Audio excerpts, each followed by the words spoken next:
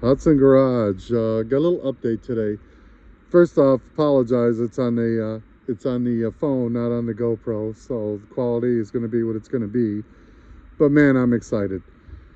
Followed the lead and got up and went quite a ways away today to get a deal.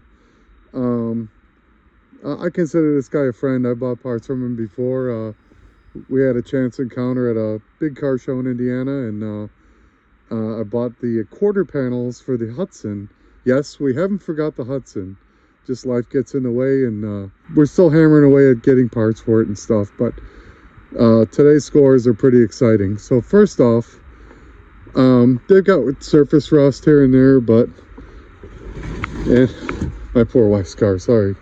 Two really nice front fenders. Now that's the weak point on my car. The fenders on my car are rusted on the bottom and kind of hammered on the front. These used to rust around the headlights. My car doesn't have that, and this car doesn't. These fenders do not have that. But these are a real solid set of fenders, and I could not pass them up.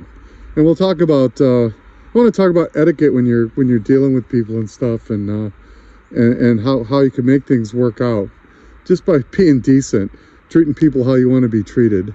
So I went to get the fenders, but my friend that I was dealing with was also willing to get rid of some spares. He's doing something really unusual, and hopefully when he gets it done, we'll go down there and see it for the channel. But he's doing a pretty exciting project. But he bought an aluminum radiator for a Hudson that he has, and it's got one little nick in the aluminum to the side of the core that could be fixed.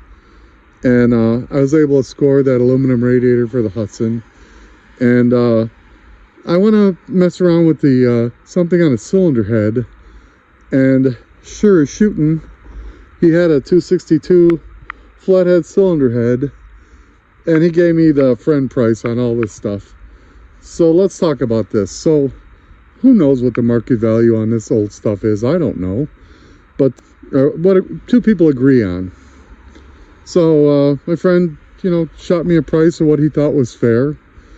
And instead of doing the usual thing that modern people do and try to lowball and all this stuff, I told him, I tell you what, I'll come with your asking price in my wallet. I haven't seen your parts, but we'll talk about when I get there. But I'm not going to waste your time.